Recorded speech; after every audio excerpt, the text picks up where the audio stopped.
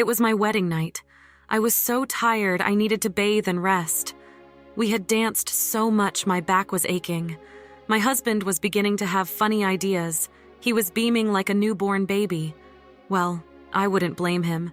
Any man in his position would not joke with this night because I was a warrior during our courtship. No hugging, no pecking, no holding, no touching, no tapping current, no weather for two. Sexual purity till marriage was top on my list. The knock came. I was thinking, 11:30 p.m. Is that room service, I wondered? Then, with eyes popping, I heard my mother-in-law's iron-like voice. "Gift, Michael, open the door." McKeel jumped up from the bed, rushed to the door, and opened it for his mom.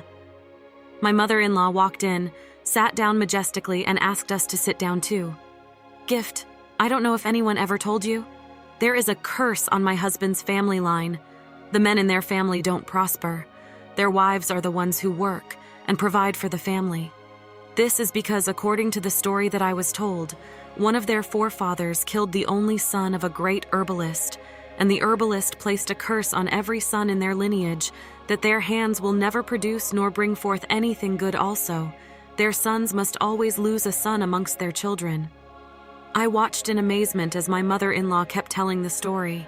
Then she concluded by saying, "In essence, I have just come to let you know that your marriage is not a land of fun but of war." Why? Why didn't she tell me this before now? Well, in order not to waste her time, I also gave her my history. I said, "Mom, I am sorry, I also did not tell you this before now. I came from a family that fights for those we love. My father, Jesus Christ, actually died while trying to save his people, but he lives again. My family line does not operate under curses because we are operating under a covenant of blessing." John 1 verse 12 to 13. Therefore, anyone who is fortunate to marry anyone in my family becomes automatically blessed.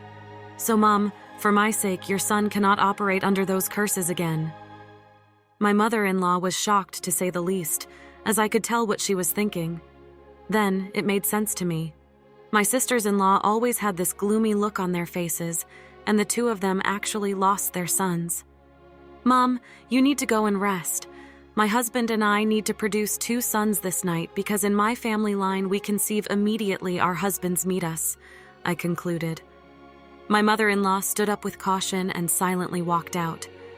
At that moment, all the tiredness vanished as I took Michael's hands and looked him straight in the eye. "Listen, I don't care what you or your ancestors have done, but for my sake you will prosper with these hands," I said.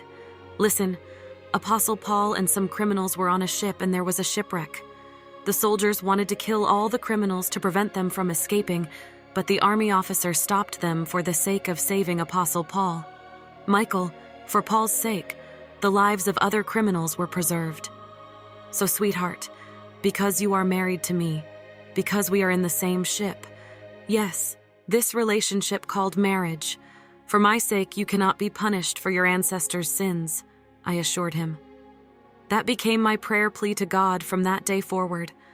I kept praying to God to save my husband, my sons for my sake. To the glory of God, I have 4 sons today. None of them died, and by the grace of God, none of them will before their time in Jesus' name. Now they have sons and daughters of their own. For my sake, my husband's destiny changed for the best. You see, women are always great assets to change powers, not assets for sex only. It doesn't matter what challenge that man of yours is facing at this point in time with you on his side praying. Ancestral curses will fly out of his life. Women are destined for that. Good women are a great blessing to their men. When a good woman comes into a man's life, many good doors of success, prosperity, joy, love, etc. open, and ancestral curses break down and disappear. Good women diffuse ancestral curses like a diffused bomb. Wives, always pray for your husbands. Your prayer works for them. Your prayer can save your husband from shame. Your prayer can set him free from bondage. God bless you.